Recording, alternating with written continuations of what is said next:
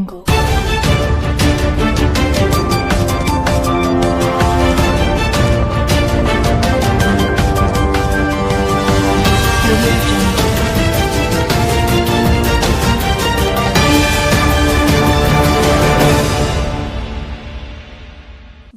To Kaleshwaram TV. స్వర్గీయ doctor Babu Jagjivan Ram నిరుపేద కుటుంబంలో జన్మించి కేంద్ర మంత్రిగా, ఉప ప్రధానిగా దేశ ప్రజలకు ఎనలేని సేవలు అందించారని భూపాలపల్లి శాసనసభ్యులు గండ్ర సత్యనారాయణరావు తెలిపారు. ఆదివారం ఐడీఓసీ కార్యాలయంలో షెడ్యూల్ కులాల అభివృద్ధి శాఖ ఆధ్వర్యంలో నిర్వహించిన డాక్టర్ బాబు జగ్జీవన్ రామ్ 119వ జయంతి వేడుకలు కార్యక్రమానికి ముఖ్య అతిథులుగా శాసనసభ్యులు గండ్ర సత్యనారాయణరావు, జిల్లా కలెక్టర్ రాహుల్ శర్మ తదితరులు పాల్గొన్నారు. ఈ సందర్భంగా జ్యోతి ప్రజ్వలన చేసి డాక్టర్ బాబు జగ్జీవన్ రామ్ చిత్రపటానికి పూలమాలలు వేసి నివాళులర్పించారు. ఈ కార్యక్రమంలో స్థానిక సంస్థల అదనపు collector Vijayalakshmi, municipal chairman Burra Komurayya, vice chairman Ambala Srinivas, SC అభివృద్ధి అధికారి ఇందిరా, కౌన్సిలర్లు, ఎస్సీ/ఎస్టీ అట్రాసిటీ కమిటీ సభ్యులు, బీసీ సంఘం నాయకులు,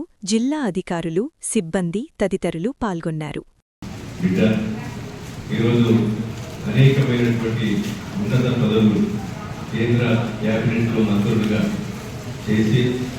మాజీ ప్రధానమంత్రిగా ఈరోజు ఈ దేశ ప్రజల మన్ననను పొంది అట్టడుగున అనగారినటువంటి పేదల కొరకు ఒక పోరాట యోధునిగా వారి ముద్ర వేసుకున్నటువంటి గొప్ప మహనీయుని గురించి మాట్లాడుకోవడమే కాకుండా మనందరం కూడా ఆచరణలో వారి ఆశయాలను, వారి యొక్క సిద్ధాంతాలను కూడా ఈ దేశంలో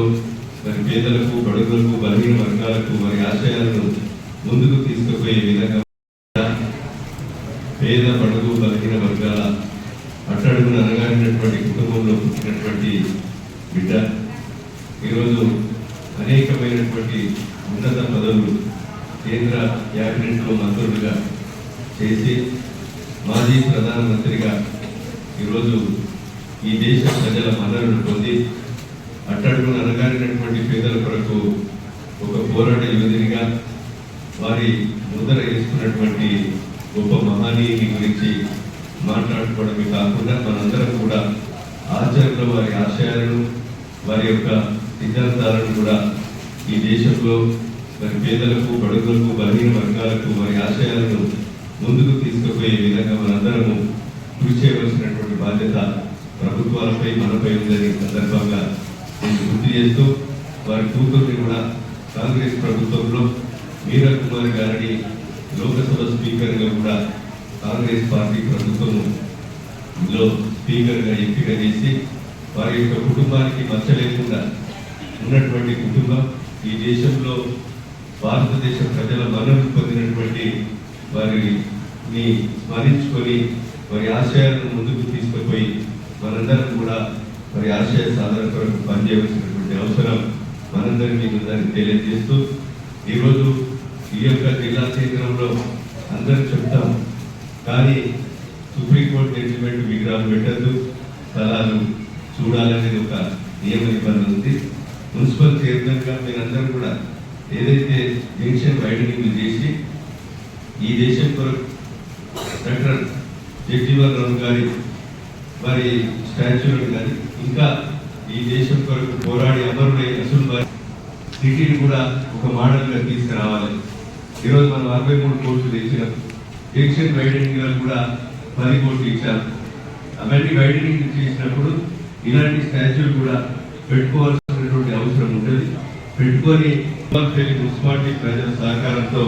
జంక్షన్ వైడనింగ్ కూడా సహకరించి ఇలాంటి గొప్ప మహనీయుల స్టాచ్యూల కొరకు కూడా మరి సహకారం అందించాలని కూడా అన్ని వర్గాలకు నేను విజ్ఞప్తి చేస్తూ ఈరోజు వేదిక మీద భూపాలపల్లి మున్సిపాలిటీ ప్రజలు అందరూ కూడా ఇలాంటి విషయాల్లో ముందుకొచ్చి సహకరించే విధంగా ఉండాలని కోరుతూ ఈ కార్యక్రమంలో పాల్గొన్నటువంటి ప్రతి ఒక్కరికి అదేవిధంగా మనస్ఫూర్తిగా ఉదయపూర్వకంగా పేరు పేరున ధన్యవాదాలు, నమస్కారం తెలియజేస్తూ ముగిస్తున్నాను.